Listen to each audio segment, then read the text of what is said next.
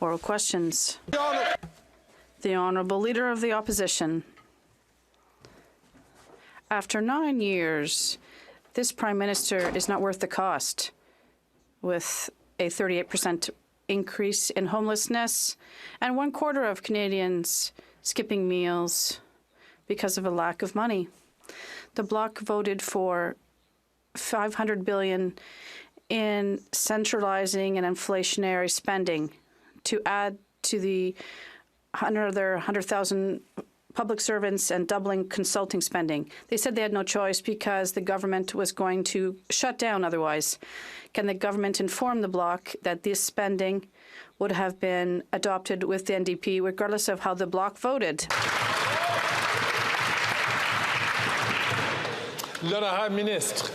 The Honourable Minister. Mr. Speaker, I find this question somewhat hypocritical because the Conservative Party is talking about homelessness, but in their program and plans, this word doesn't even exist. I find it hypocritical of a party that voted in this House against all the measures that could have given homes to Canadians. And I think that, Mr. Speaker, the Conservative Party needs to look at what the real intentions of the Conservative Party are with respect to the fight against homelessness. The Honourable Leader of the Opposition. The Prime Minister doubled the national debt, hiked taxes and inflation, saying that all this money would fund programs, generous programs, to eliminate homelessness. Since then, homelessness has risen by 38%, and 25% of Canadians skip meals because they don't have enough money. It's not because, with the support of the Bloc, the government it's spending all the money of Canadians. Why is the Bloc Liberal coalition forcing Canadians to feed this obese government rather than allowing them to feed Canadian families? The Honourable Minister of Economic Development. Mr. Speaker, it's so hypocritical. This party voted against the school food program. So when we're talking about feeding Canadians, let's start with children, and they're voting against it. When they say, yes, people are asking for money, we're giving them help. There's the child benefit, they're voting against it. And when we say we're going to help Canadians to have roofs over their head and pay their rent, they vote against it. Mr. Speaker, make up your mind. Do you want to help Canadians or cut their services? The Honourable Leader of the Opposition. After 9 years, this NDP Liberal Prime Minister is not worth the homelessness and hunger. He doubled the debt, increased taxes, and caused inflation, but said it was all to fund generous programs that would end homelessness. Well, homelessness is now up 38%, and 1/4 of Canadians are skipping meals because they can't afford them. That's because his greedy government is consuming everything Canadians earn. Why is the NDP and Liberals forcing Canadians to feed this morbidly obese government instead of feeding their families? The Honourable President of the Treasury Board. Mr. Speaker, we will take no lessons from the Conservatives who purport to care about poverty and Canadians when every single time they vote against those supports, $10 a day childcare, early learning and childhood education. They're not supporting our budgetary measures to put food in school lunch boxes for 400,000 children, Mr. Speaker. It's unbelievable that they will at one hand say they support Canadians and on the other hand vote against those supports every single time. Thank you, Mr. The Honourable Leader of the Opposition. I'm grateful that the member points out that we have voted against every single policy that has caused homelessness to rise by 38%. We have voted against every single inflationary policy that has forced 1/4 of Canadians to skip meals because they can't afford a meal on their table. Mr. Speaker, the government has doubled the debt, increased inflation, and blocked home building. Why is it that they force Canadians to feed this morbidly obese government rather than feeding their families? The Honourable President of the Treasury Board. Mr. Speaker, our government is actually focused on keeping inflation low so that interest rates can come down. And I will note that inflation has come down below the targeted range of 3%. And at the same time, Mr. Speaker, we have Budget 2024. We have supports for renters. We have supports for affordable housing. We have a national school food program on the table, Mr. Speaker, and we will continue to support Canadians with dental, with early childhood education, all the while the Conservatives vote against. Mr. Speaker, there's no plan on that side of the House. We will support. The Honourable Leader of the Opposition. She repeats the same costly promises the Prime Minister has been breaking for 9 years. Mr. Speaker, in a 6-week period, 50 homeless encampments have opened in Toronto. Let that sink in. There are a total of 256 tent cities in Toronto alone. Oh my goodness. It wasn't like this before this Prime Minister, and it won't be like this after he's gone. Will he admit that everything is broken after 9 years of his government? The Honourable Minister of Health. Of course, Mr. Speaker, when that member was a minister and had responsibility for housing, that there were more than 2 million more Canadians living in poverty. And the number of times that he talked about vulnerable people or taking action to help homeless, 0. He wants to hold out to people in a time of difficulty across the world that the solution is to cut the programs they need, to take away dental care, to take away pharmacare, and shame on him for it. We will stand up for vulnerable people in a way he never has.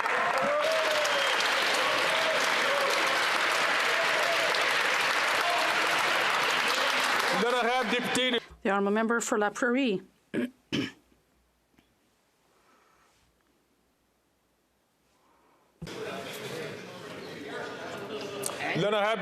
honourable member for La Prairie. The Hogue Commission has complained that the Liberals are still being secretive with respect to foreign interference. The PMO is invoking cabinet confidence to redact documents and even to prevent the judge from having access to them. We're not even talking about documents that will be published. We're talking about the documents needed for the judge's investigation, who then has a mandate to protect strategic information. This calls into question the entire effectiveness of this commission. The Minister of Public Security has promised that the judge will have access to all the documents. Does he agree that all of this hiding is enough? Enough is enough? The Honourable Minister of Public Security. Mr. Speaker, I appreciate greatly the question from my Bloc colleague, and I also appreciate working with him and my other colleagues last summer when we established the Hogue Commission. He knows full well that we are committed to sharing with the Commission in an exceptional time, which is not often. We accepted to share information from the Cabinet like we did under Mr. Johnson. We're always available to work with the Commission to ensure that they have access to all the appropriate documents.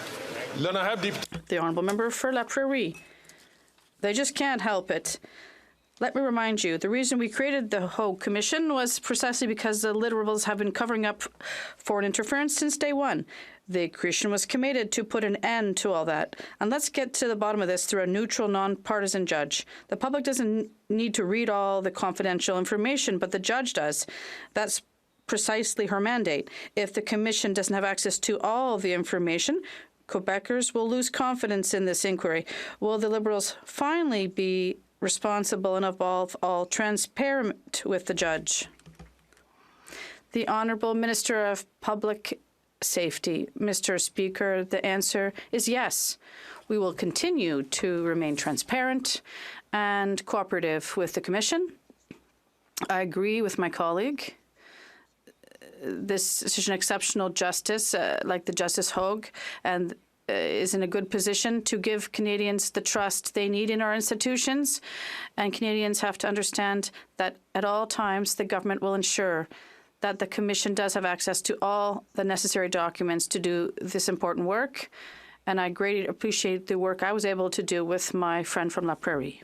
The Honourable Member for Rosemont-le-Petit-Patrie. Mr. Speaker, its waters are warming too fast, becoming increasingly acidic and containing less and less oxygen. This is the worrisome state of the St. Lawrence River. Scientists are sounding the alarm. We've reached fatal oxygen level for several aquatic species. The time has come to give the river a legal personality. But the Minister of the Environment is ignoring this serious problem. What will it take for this Minister of the Environment to give the St. Lawrence River rights to protect Quebec's biodiversity? The Honourable Minister of the Environment and Climate Change. I'd like to thank my colleague for his question. I'd like to remind him that when we came to power in 2015, Canada wasn't even protecting 1% of our territorial waters, and now we're up to 15% and 20% next year, at least 30% by 2030. So this is our objective that all countries agreed on at COP15 in Montreal. And we have established record amounts with partnerships across the country to protect our territory. Thank you. The honourable member from Victoria. Mr. Speaker, families saw their homes burned to the ground in northern British Columbia this week, and summer hasn't even started.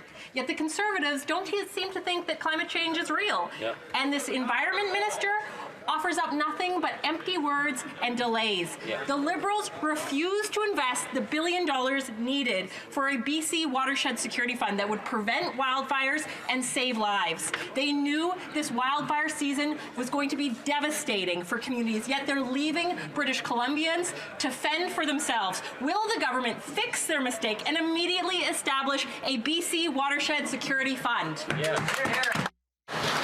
The Honourable Minister for Natural Resources and Energy. Speaker, and certainly the issues that we've seen around forest fires last year and unfortunately this year, particularly in British Columbia and in the Fort Nelson area, have been devastating, and certainly our hearts go out to all those folks that were affected.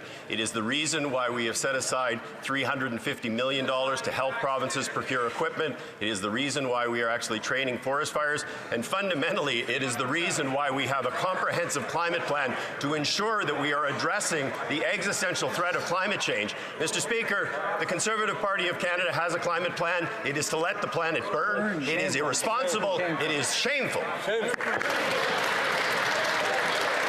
The honourable member from Thornhill. A hat trick for the Prime Minister, but not the good type.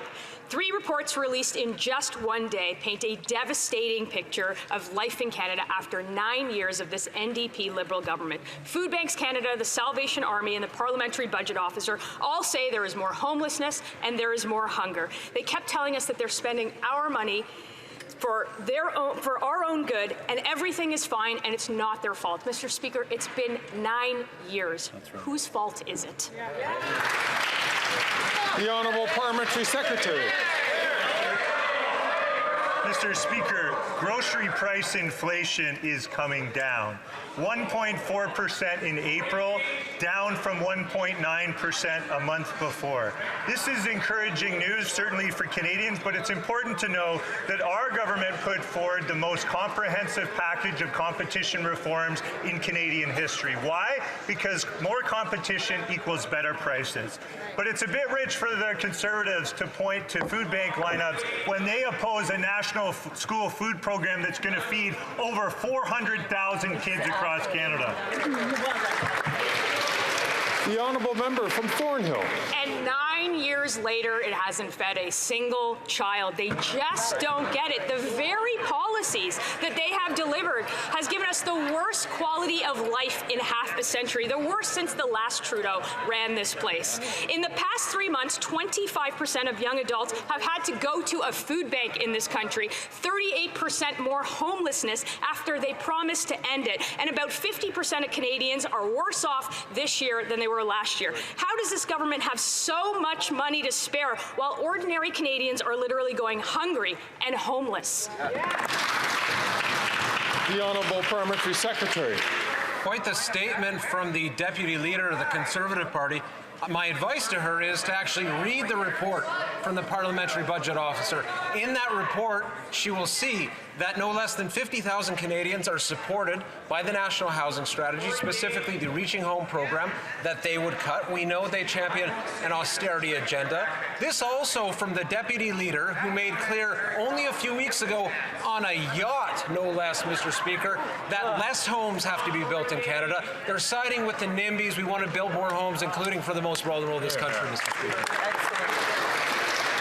The honourable member from Stormont Dundas, South Glengarry. After 9 years of this NDP Liberal government, Canadians are hungry and homeless. It's becoming more clear. The more inflationary spending they do, the worse it gets for Canadians. And look no further than the Ottawa Food Bank report that came out this week that said 500,000 visits were made to the food bank in our nation's capital last year. That's a 95% increase in the last 5 years, a 22% increase in the last year alone, and 36% of them were children. How many more times are they going to hike the carbon tax before they realize it's driving millions of more people to food banks? The Honourable Parliamentary Secretary. I find it more than ironic that the Conservative member across the way mentions children when he's going to stand up in short order and oppose a national school food program. A national school food program that Food Banks of Canada and Food Secure Canada have advocated for over 10 years because they know that it will impact food insecurity in this country in a dramatic way. $1 billion in the federal budget 2024 to feed 400,000 more kids, and the Conservatives say, no, we won't support that. Shameful. The honourable member from Stormont Dundas, South Glengarry. And after 9 years, Mr. Speaker, that program has fed exactly 0 children in this country. The only thing it's doing is feeding the bureaucracy here in Ottawa. Well, let's take a look and see what Food Banks Canada had to say about their poverty measures. Their report card came out this week, and this government got an F, a failing grade for what they're doing as they're driving millions of more people to food banks each and every year. Their report says it's only going to get worse the more they hike the carbon tax and make life more expensive. How many more damning reports need to come out before they axe the carbon tax to help with the price of food? The Honourable Minister for Families and Children. Mr. Speaker, I'd like to share today some of the response from Budget 2024 and the announcement of the funding of the National School Food Program. Breakfast Clubs of Canada, Mr. Speaker, released a statement saying that this program marks a turning point in the country's commitment to the well-being of children. Children learn best on a full stomach, Mr. Speaker, and investments today in children are investments for tomorrow. On this side of the House, we will continue to invest in the well-being of children, and I think the Conservatives owe Canadians an explanation why they won't make these investments.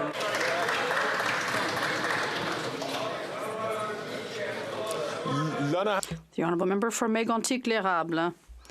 After 9 years of this Liberal Prime Minister, Quebecers are hungry and increasingly taking to the streets. This week, there were 3 devastating reports confirming that the inflationary spending of the Liberals, supported by the Bloc, is hurting families and workers. And according to the Salvation Army, 25% of parents skip meals to be able to feed their children.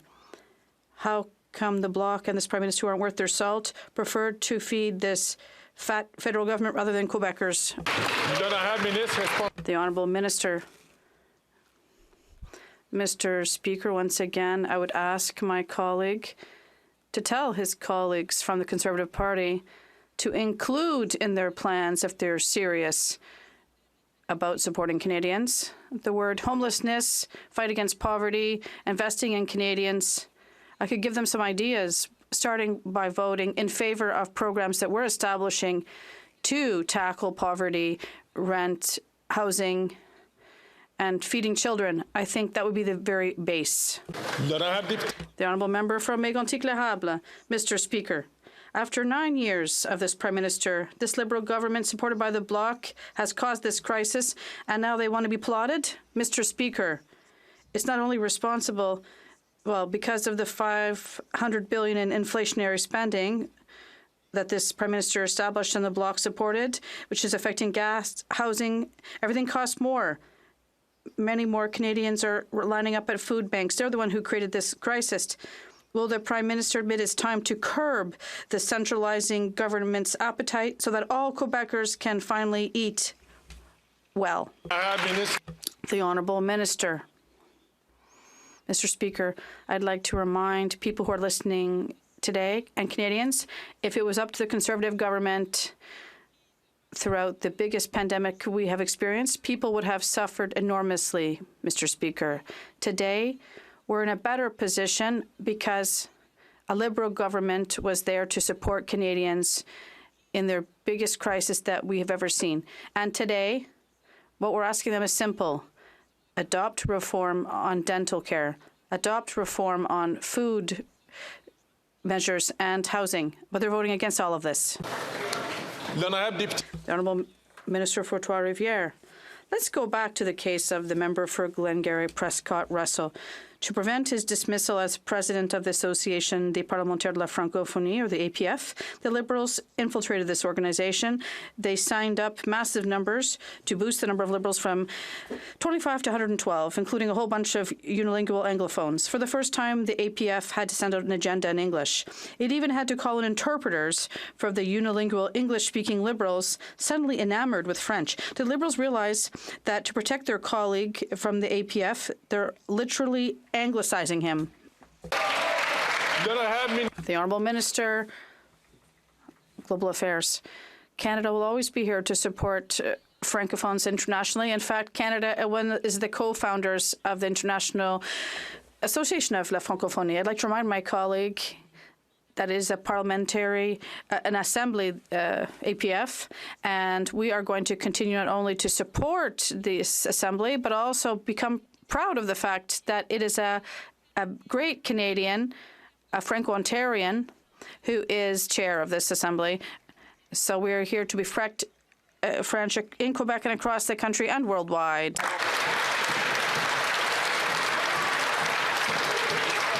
The Honourable Member for Trois-Rivières.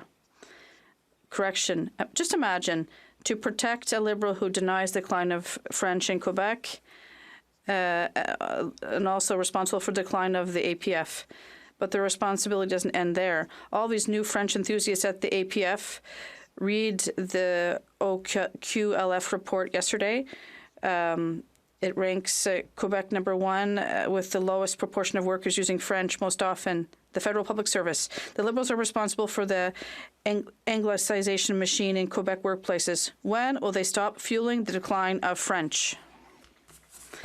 The Honourable Minister of Global Affairs. Mr. Speaker, we have absolutely no lessons to learn from the Bloc because we know their objective is still to show that only sovereignty in Quebec will work for Quebecers. But Quebecers aren't fooled. They know that they have a strong government, a government that recognizes that there is a decline in French for the first time in Quebec and across the country, and we are able to reinvest in the improvement and protection of French, to be here for Francophones across the country, so we have really no lessons to learn from them. The Honourable Member for Trois-Rivières. Oh, that makes me laugh.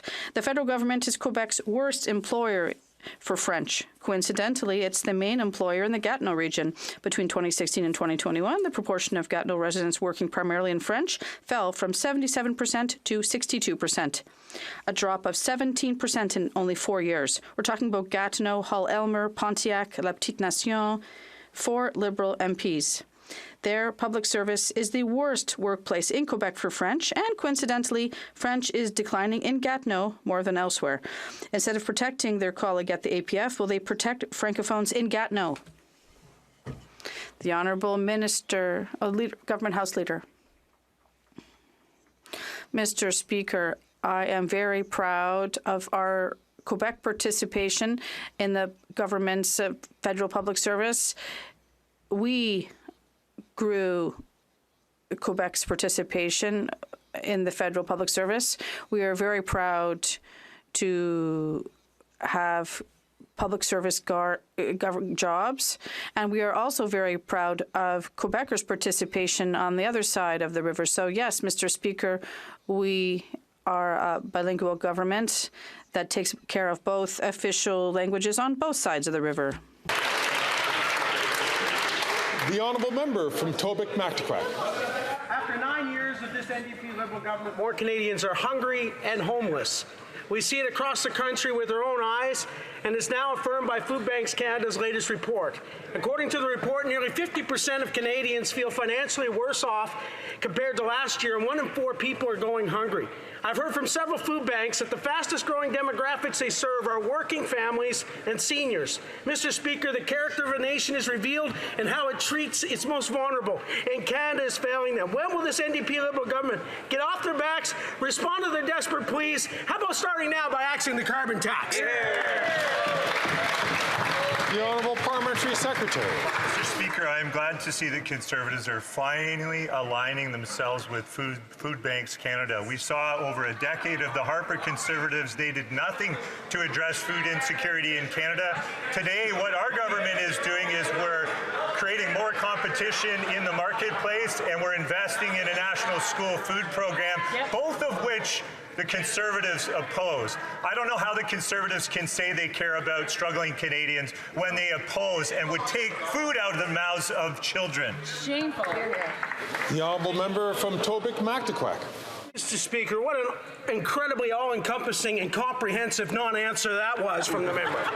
Mr. Speaker, just a couple of months ago, I visited the food bank in Oromocto, New Brunswick. Oromocto is home to Base Gagetown, Canada's largest military base.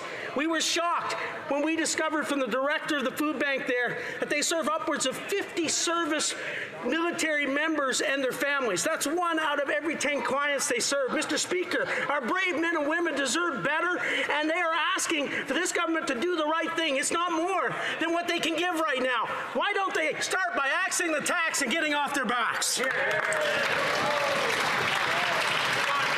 The Honourable Minister of National Defence. Mr. Speaker, I marvel at the temerity of a person who would stand in this House and vote against a pay raise, a well-earned pay raise for every member of the Canadian Armed Forces, and vote against that pay raise and then stand up and pretend that they actually care about the men and women who serve our forces.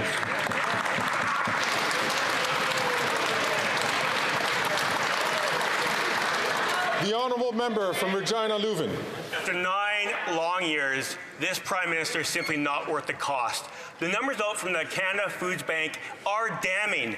50% of Saskatchewan people feel they're worse off this year than last year. 35% of Saskatchewanians are afraid they're not going to be able to feed themselves or their family. This NDP Liberal Caucus Coalition can do the right thing right now and axe the tax so parents can put food on the table for their kids. The Honourable Parliamentary Secretary.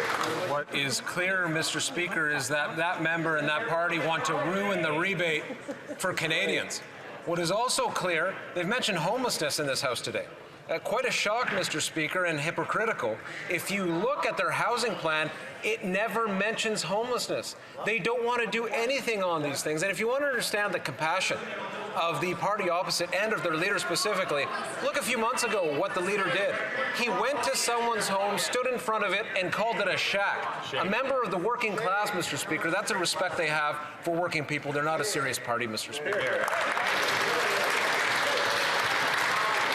The Honourable Member from Port Moody, Coquitlam.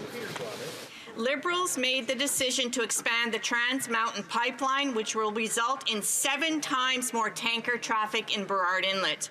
People in Port Moody, Coquitlam, and Morin-Belcarra are at risk of evacuation, fire, smoke, inhalation, and carcinogens in the event of a spill. The government of BC and the local health authorities are asking for a plan to protect people. Yet the Liberals have no plan, and the Conservatives have no concern to keep people safe. What are the Liberals going to do to protect Canadians in my riding and beyond from a catastrophic spill? The Honourable Minister for Natural Resources and Energy. Thank you, Mr. Speaker. It is, of course, incredibly important that as we move products to market, we do so in a safe and efficient manner. Certainly, the transport of oil by pipeline is far safer than the transport of oil by rail. It is important, though, that we put in place measures to assure British Columbians and Canadians that this will be done safely. Enormous time was spent on ensuring that we put in place those provisions with respect to the pipeline, but also with respect to marine shipping. Certainly, the Canadian Energy regulator has played an important role in that. We will ensure that all of those safeguards are put into place and that the pipeline operates in a safe and efficient manner. The honourable member from Timmins James Bay.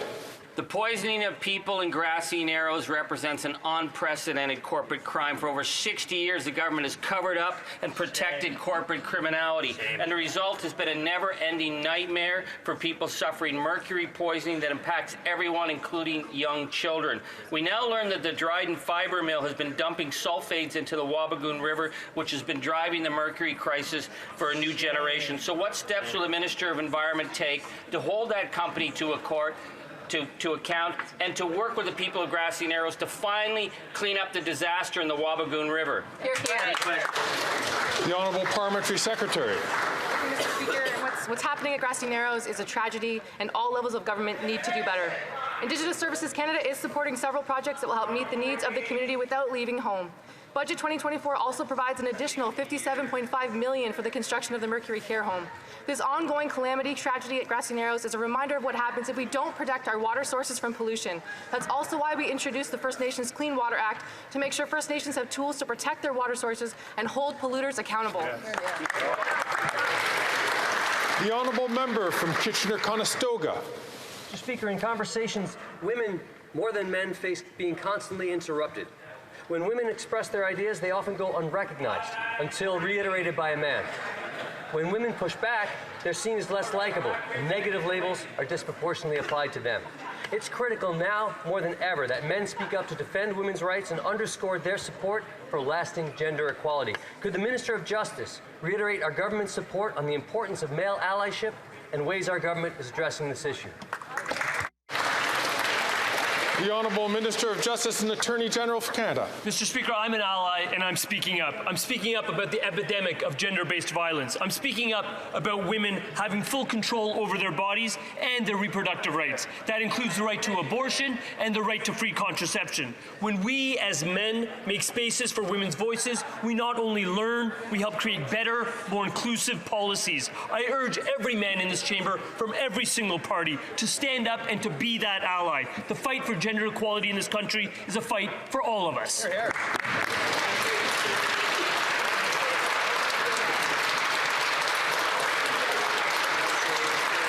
The honourable member from Kelowna Lake Country. After 9 years of this NDP Liberal Prime Minister, more Canadians are hungry and homeless. The government promised to end chronic homelessness in Canada by 2030. The Parliamentary Budget Officer found homelessness is getting worse, with chronic homelessness up 38%. The vast majority of homeless individuals in Canada, 80%, are homeless purely based on affordability reasons. This Prime Minister is just not worth the cost. How can this government spend so much with such failing results? The Honourable Minister for Families and Children. Mr. Speaker, I have a really hard time listening to the Conservatives on that side of the House profess concern for Canadians who are struggling when we continue to see them vote against the measures that we put forward to support Canadians when they need us. Efforts to support and strengthen the social safety net, like $10 a day childcare, like moving forward with a national school food program, like moving forward with dental care to ensure they get the care that they need. We will continue to fight for Canadians, Mr. Speaker. The honourable member for Peterborough-Kawartha. Mr. Speaker, maybe that minister needs to fight for Canadians by actually listening to them and talking to them. Because after 9 years of that Liberal NDP Prime Minister, things have never been worse. Canadians are more hungry and they're homeless. The Parliamentary Budget Officer confirmed what most Canadians already know, which is homelessness has increased 38% despite them promising to end it. But wait, it gets worse. From the front page of the Toronto Star, City to prioritize larger homeless encampments in new strategy as number of tents cities grow citywide. When did the Prime Minister simply give up and say, you know what, a tent is good enough?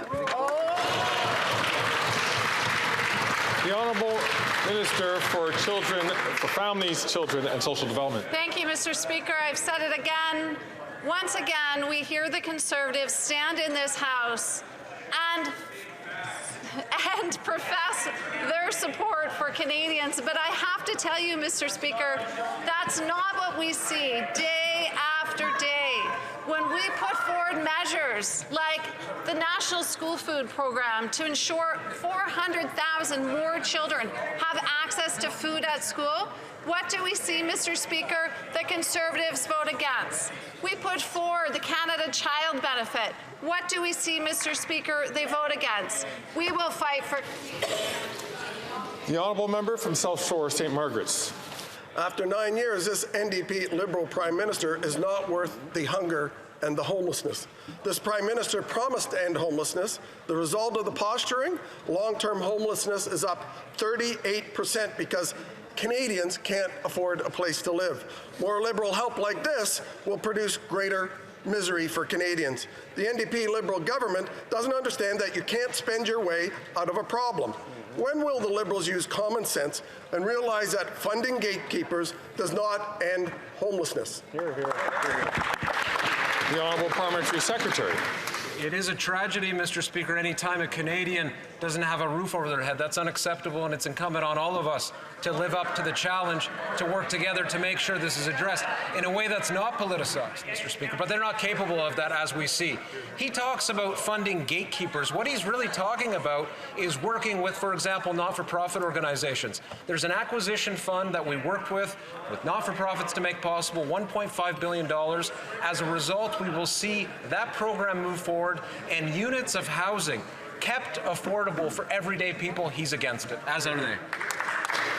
The honourable member from South Shore, St. Margaret's. Well, let's take a look at the record that they are so proud of. The results: homeless in Halifax have grown from 284 in 2015 to over 1,200 now.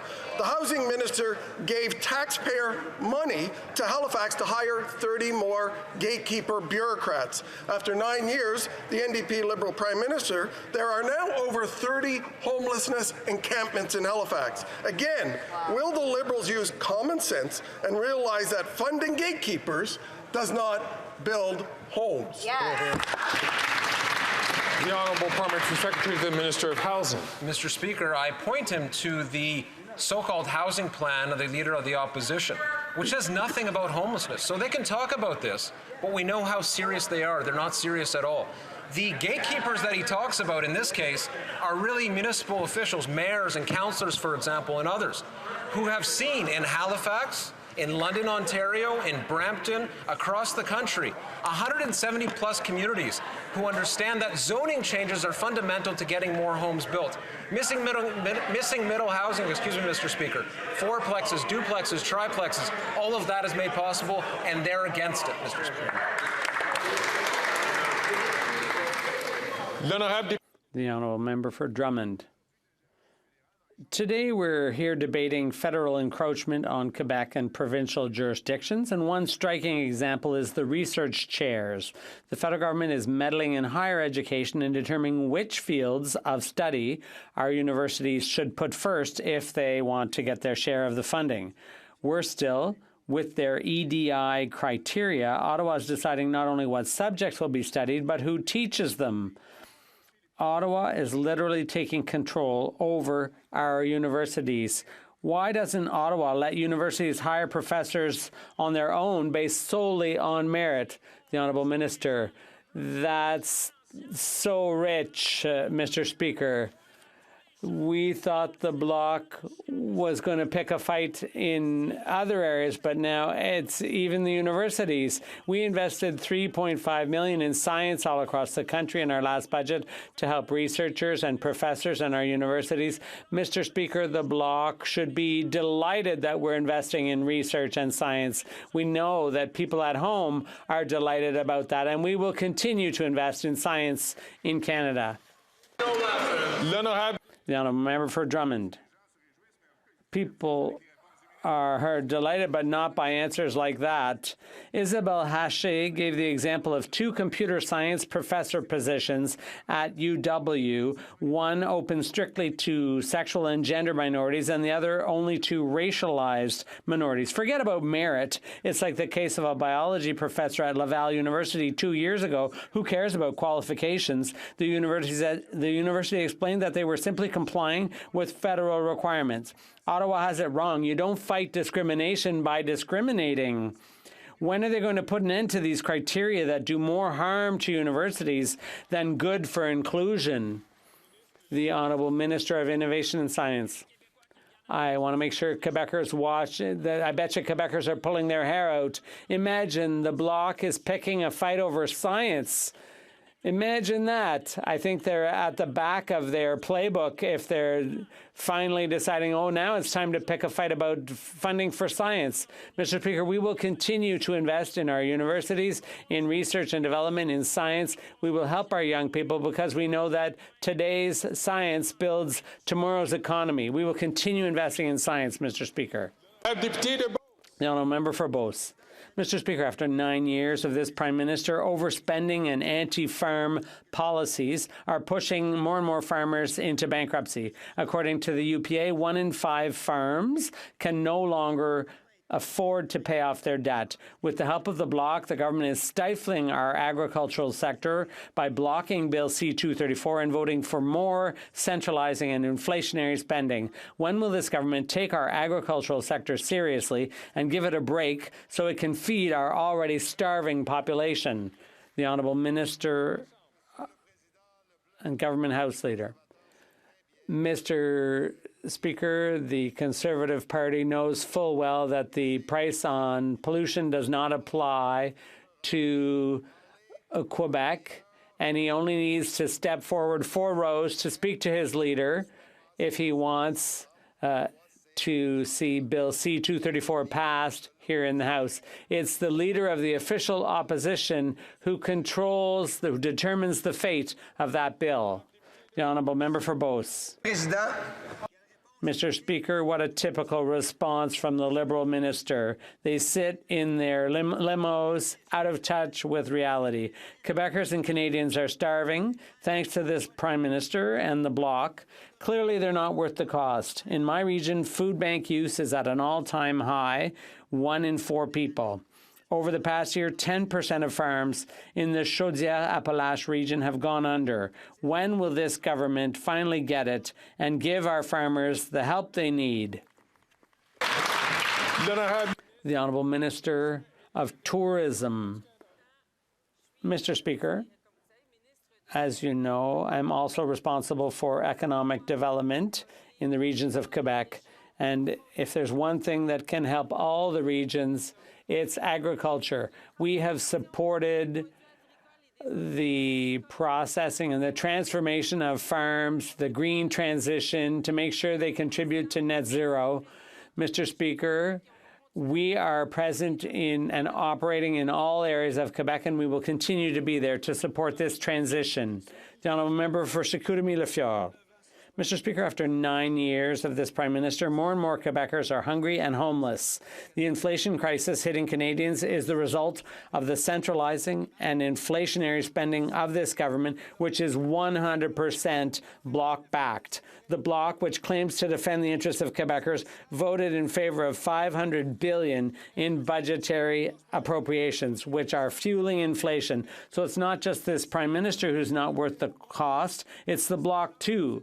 Do the Bloc and the Liberals understand that the more money goes to Ottawa, the less money there is for Quebecers? The Honourable Minister of Innovation. I can say one thing that people watching at home will understand. They know that here on this side of the House, we're willing to invest in Canadians. People can see that the Conservatives' plan is to cut all programs. They have the nerve to stand up today, and those watching will see that all the Conservatives who stood up today voted against the Canada Child Benefit. They voted against the dental program. They will vote against the school food program. I don't know how they can even look at themselves in the mirror, but today we've seen the true colors of the Conservative Party. Honourable Member from Charlottetown. Mr. Speaker, my province of Prince Edward Island has saved more than $2 million in out-of-pocket costs since the launch of PEI's copay program last year. This federal funding for PEI has improved access to prescription drugs and made them more affordable for Islanders. The success of this pilot can be replicated across the country. Can the Minister of Health describe the impact that universal single-payer coverage for contraception and diabetes medication will have on the health of Canadians? The Honourable Minister of Health. Well, thank you very much, Mr. Speaker. And I want to start by commending the advocacy and work of the member for Charlottetown, who's been working tirelessly to make sure that Islanders get the coverage they need, saving them hundreds of dollars. And I can tell you that in the many times I've been out with him in Prince Edward Island over the last 10 months, that getting to talk to people what that means, not just for affordability, but for prevention, to make sure they don't wind up with a chronic disease or illness. And I'll tell you, the Conservatives say it's too much for people to hope that they can get the medicine that they need. They say it's too much to hope that somebody can get the dental care that we need. 100,000 people got dental care in just 3 weeks. We are getting it done, Mr. Speaker.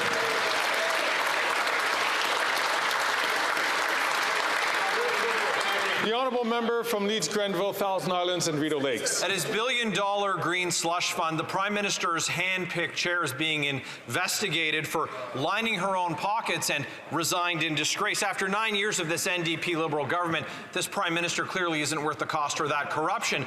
But another NDP Liberal appointed director has been caught funneling $42 million to companies that she has stakes in. The Liberals knew it, but then they promoted her to the infrastructure bank anyway. But wait, she suddenly resigned. They gave her keys to a bigger mansion after burglaring the first one. Will they investigate every dollar she handed out? The Honourable Minister for Innovation and Science. Mr. Speaker, now you're seeing the Conservative Party of Canada going after any company, Mr. Speaker, that will work against climate change in this country. That's what these Conservatives are about, Mr. Speaker. Behind these questions, they're against new technology to help fight climate change. They know very well, and I've said it many times in this House, the moment we heard about delegation, we launched an investigation.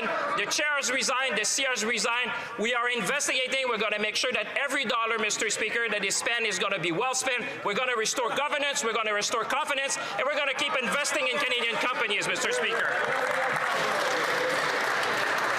The Honourable Member from Leeds Grenville, Thousand Islands and Rideau Lakes. It's really too late that we only see the minister get animated after they get caught. Speaker, the NDP Liberal appointed chair and another director were caught stuffing their pockets full of taxpayer cash. They got caught, they resigned, they're being investigated, but then a third one who was found to be furthering her own interests was then appointed to the infrastructure bank, but suddenly resigned, much to the surprise of the minister responsible. This is life after 9 years of this NDP Liberal government. They have no idea where the money is going. We need to protect Canadian tax dollars. Will they call in the RCMP to investigate? The Honourable Government House Leader. Well, that's the same question he just asked and that the minister just answered. But while we're here and have some time, Mr. Speaker, I want to know why there is a woman in Aurora named Sabrina Maddow and another one, and they're both women, by the way. Her name is Rachel Gilliland, alleging things that don't seem quite kosher in Conservative nomination land. And that is after the accusations by Ms. Maddow of illegality in the Conservative nomination. And they just happen to be the only two women in that nomination race. Why?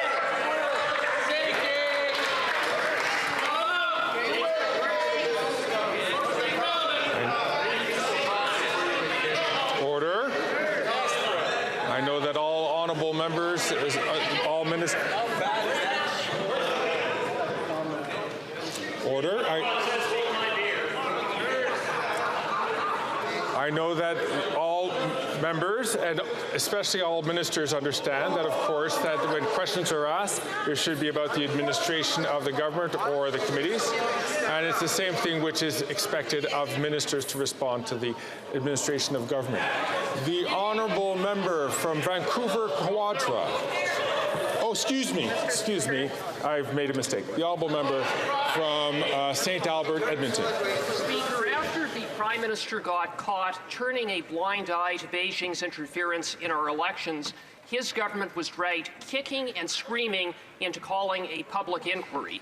It has now been revealed that the Prime Minister and the Cabinet are obstructing the work of the inquiry by refusing to turn over documents to the Commissioner. A simple question: will the Prime Minister end the obstruction and turn over all documents requested by Madam Justice Hogue, unredacted, yes or no? The Honourable Minister for Public Security. Mr. Speaker, my honourable friend knows very well that there's no obstruction at all. He should have a word with his House Leader, with whom I worked very collaboratively all summer in setting up the Hogg Commission. We agreed to all the details of the terms of reference, including the fact that solicitor-client privilege and cabinet confidence were essential things that needed to be protected. And, of course, the people that served in Mr. Harper's government would know the attachment Mr. Harper had to those principles. But our government went a step further and made available cabinet documents that were relevant to this inquiry, and will continue to do everything necessary to allow them to do their work. Hear, hear. And now it is the turn of the member from Vancouver Quadra. Thank you, Mr. Speaker. Our government stands proudly on the side of Canada's Charter of Rights and Freedoms. But if elected, the opposition, the official opposition, could become the first federal government to create laws that knowingly violate Canadians' rights. They would do this by invoking the notwithstanding clause, trampling on our charter. As a parliamentarian, but even more as a Canadian, I find this simply chilling. Will the Minister of Justice please elaborate on the importance of protecting Canadians' charter rights? The Honourable Minister of Justice and Attorney General. Mr. Speaker, the Charter protects your right to free expression. It protects your right to worship whom you choose. It protects your right to equality, and it protects your right to be presumed innocent. If you stand for freedom, you don't get to cherry pick which rights and freedoms you defend. But that's exactly what the Leader of the Opposition has said he would do. He has openly declared that he would use the notwithstanding clause to trample on these very charter rights. No federal leader has ever done this in Canadian history. Our government enacted the Charter, our government stands by the Charter, and we will always defend the charter rights and freedoms of every Canadian.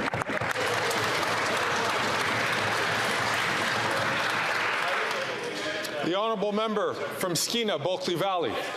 Mr. Speaker, decades ago, the Liberals promised to stop the closure of rural post offices. But in classic Liberal fashion, they've broken that promise year after year after year. We've lost 500 rural post offices since 1994, 33 last year alone. And before the Conservatives start heckling, their record when they were in government was even worse. How many rural post offices are going to have to close before this minister finally does something? Hear, hear. The Honourable Parliamentary Secretary to the Minister. Thank you, Mr. Speaker, and I appreciate the question from the member opposite because he speaks to a very relevant issue that's affecting Canada, all across Canada, not just in his community, but everywhere. We're working closely with Canada Post to ensure that we change its ways so as we can improve delivery across the country. It's a serious issue. We recognize that. We're having deliberations over it. We're working closely with Canadians, and we're going to be spending more time to discuss how we can improve the operations of the organization to better serve Canada. Thank you.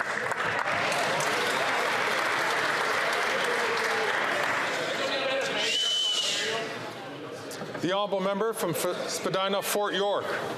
Mr. Speaker, congratulations to the Liberal government. Congratulations on achieving the highest interest rates in 2 decades, on sustained high food prices not seen since the 80s, and reducing Canadian living standards to almost the lowest levels in 40 years. Mr. Speaker, spread out over 20 years and beyond the next election, Budget 2024 solves nothing. Yes, Mr. Speaker, Canada has come a long way since 2015. Unfortunately, it's in the wrong direction. Given a long list of failures, will the finance minister resign, take the entire cabinet with her, and go paint leadership posters for Mark Carney?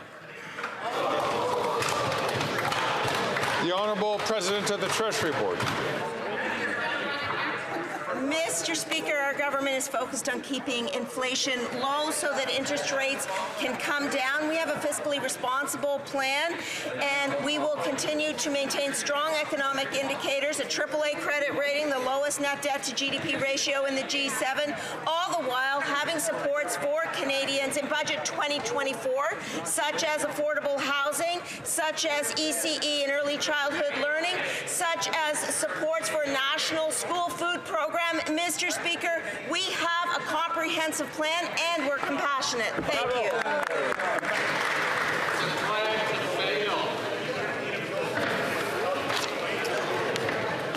And so we come to the end of question period.